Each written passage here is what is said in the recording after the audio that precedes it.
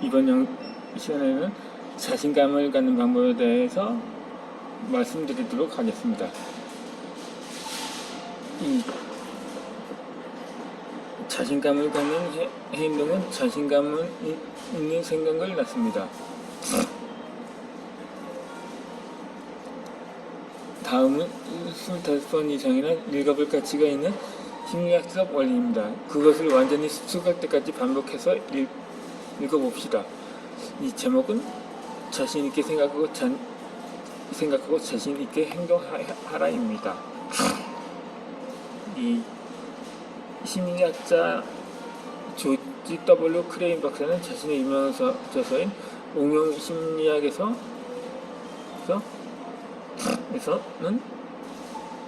통해서 행동의 감정의 전봉임을 기억하라. 감정은 직접적인 통제가 불가능하며 오로지 행위나 동작의 선택을 통해서만 통제가 가능하다. 자신의 감정이 비극, 그러니까 결혼생활의 불황이나 오해로 이어지지 않도록 진정한 심리적 사실을 의식하라. 날마다 올바른 행동을 한다면 금방 그에 상응하는 감정을 느끼며 시작할 것이다. 당신과 당신의 연인이 날마다 데이트 행위와 키스, 진정 어린 천사, 그밖에 수많은 자신의 후회를 생각한다면 생각의 감정에 대해 걱정할 필요가 없을 것입니다. 생각에 대해 헌신하는 감정 없이 그런 헌신적인 행위를 오래도록 유지할 수는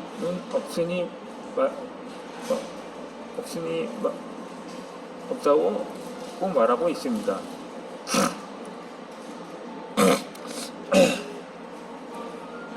이와 같이 심리학자들은 육체적인 행동을 변화시킴으로써 마음 자세를 변화시킬 수 있다고 말하고 있습니다. 예를 들어 억지로라도 미소를 지으면 마음을 한결 밝아집니다. 또한 구부정하게 있을 때보다 허리를 펴고 쭉 있을 때 자신이 더 당당하게 느껴집니다. 아니면 얼굴을 한껏 찌그러보고 자신의 어두운 기가 어두워지지 않는지 살펴보기 바랍니다. 아울러 행동을 관리할 때 감정의 변화가 가능하다는 것은 쉽게 입증할 수 있는 문제입니다. 예를 들어 습기가 없어 자신을 소개하는데 애를 먹는 사람은 세 가지의 간단한 행동을 취함으로써 소심함을 자신감을 바꿀 수가 있습니다. 첫째로 상대방의 눈을 잡고 따스하게 악수를 나눠 보는 것입니다. 이 둘째로 상대방의 눈을 똑바로 쳐다보는 것입니다. 셋째로 당신을 알게 되고 매우 반갑다고 말해보기 바랍니다. 이 세 가지 행동은 수줍음을 단숨에 날려버립니다. 왜냐하면 자신감이 배어있는 행동이 자신감 있는 사고를 낳기 때문입니다.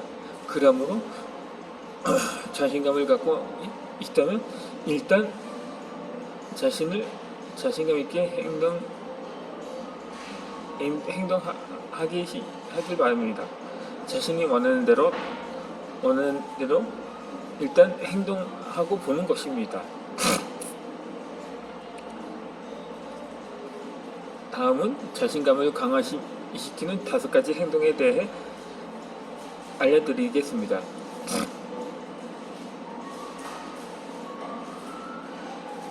뭐야? 봤던 거 아니야? 했던 거 아니야?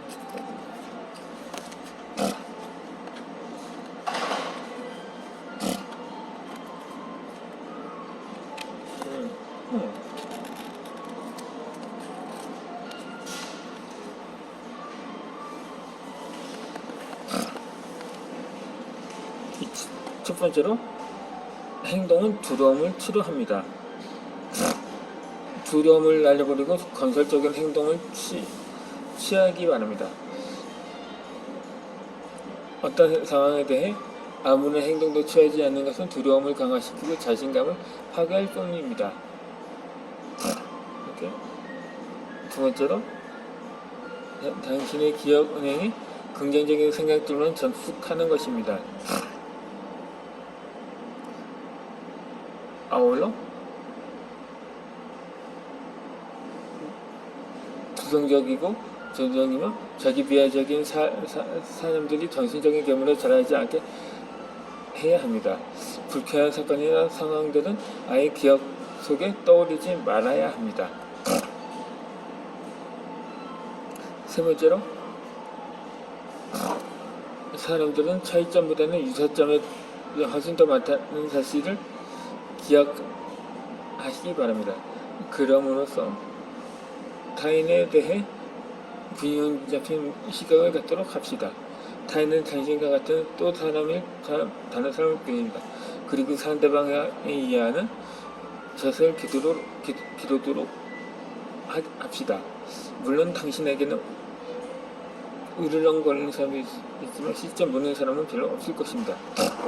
이게 또 보는 것 같은데 어떻게 된 거야? 아이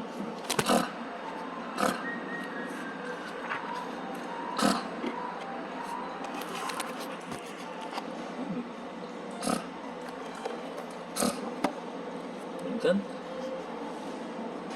마음을 크게 넓히도록 보십시오. 이와는 달리 생각을 작게 하는 사람들이 있습니다.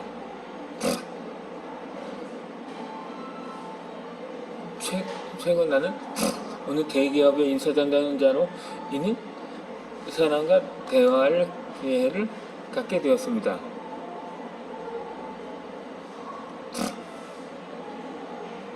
그는 하위 간부 연수 프로그램을 끌면서 촬영할 사람을 모집하기 위해 매년 4개월씩 대학들을 다니곤 했는데 그의 말을 들어다 보니 그가 수많은 예비 취업자들의 태도에 무척 실망했다는 것을 알 수 있었습니다. 이유는 면접 기간에는 거의 날마다 8명에서 12명의 예비 취업자들을 만나는데 그들은 모두 성적이 상위권에 속하고 우리 회사에서 조금이라도 관심을 기울이는 사람들이라면서 그리고는 우리는 앞으로 몇 년 안에 제 프로젝트를 추진하여 지사나 공장을 관리하고 그거밖에 방식으로 회사에 실질적인 기여를 할 사람인지 알고 싶어 한다고 말을 했습니다. 덧붙여서 솔직히 저는 대부분의 개인의 목표에 대해 실망하는 경우가 많습니다. 아마 당신의 회사도 그 어떤 조건보다 연금 계획에 가장 커다란 관심을 기울이는 젊은이들이 그토록 많다는 사실을 알고 나면 깜짝 놀랄 거예요. 그리고 그들이 두 번째로 높은 관심을 보이는 것은 많이 돌아다닐 수 있는가라는 것입니다. 무엇보다 그들은 성공을 안전과 동행어로 규정하는 듯 했습니다. 그런데도 우리가 과연 그들에게 회사를 맡길 수 있을까요? 제가 정말로 이해할 수 없는 점은 요즘 젊은이들의 미래관이 왜 그토록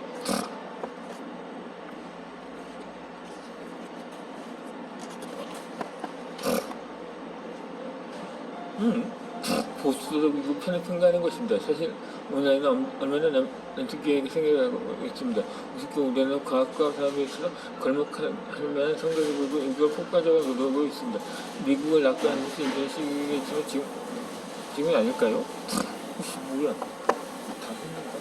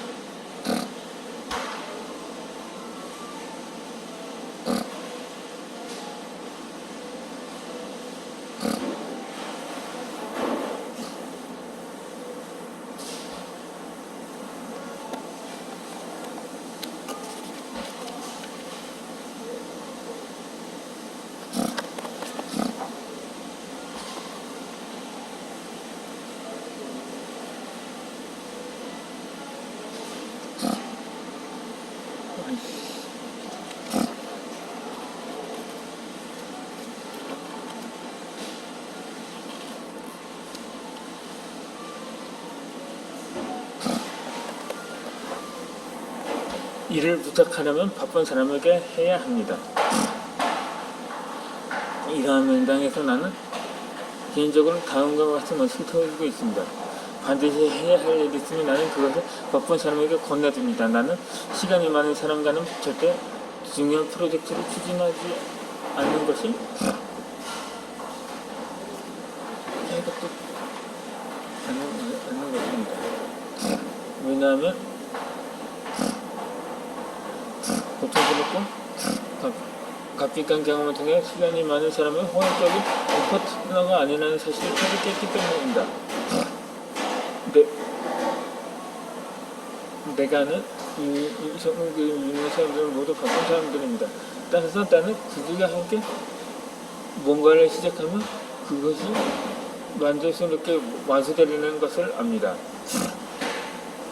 나는 수십 번의 경험을 통해 바쁜 사람은 신뢰를 저버리지 않고 반드시 일을 완수한다는 것을 알았습니다. 반면 시간이 펑펑 남아도는 사람에게서는 번번이 실망을 느끼기만 했습니다.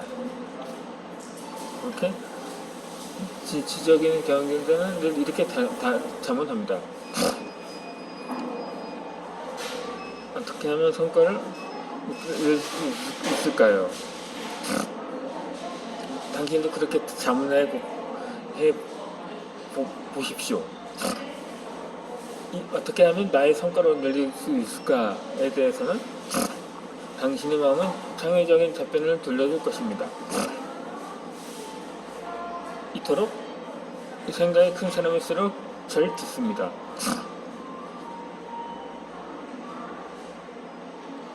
나는 그동안 여러 계층에 속한 수백 명과의 인터뷰를 통해 다음과 같은 사실을 발견하였습니다. 생각이 큰 사람일수록 상대방이 말을 하도록 고무하고 생각이 작은 사람일수록 자신의 설교를 들려주기가 쉽습니다. 그리고 생각이 큰 사람들은 듣기를 독점하고 생각이 작은 사람은 말하기를 독점합니다. 바로 이 점에 유의해야 합니다. 어떤 분야에서는 최고 수준의 지도자는 충고하기보다는 충고를 구하는 데 더 집중을 합니다. 따라서 최고의 자리에 앉아있는 사람은 어떤 결정을 내리기 전에 이 점을 어떻게 생각하는가? 당신이 충고해줄 말은 없는가? 또 당신이라면 이러한 상황에서 어떻게 하겠는가? 당신에게는 이렇게 당신에게는 이것이 어떻게 비춰지는가? 라는 식으로 묻습니다. 그렇다면 상대는 이런 식으로 생각해 봐야 한다는 것은 다음 영상에서 이어서 설명해 드리겠습니다.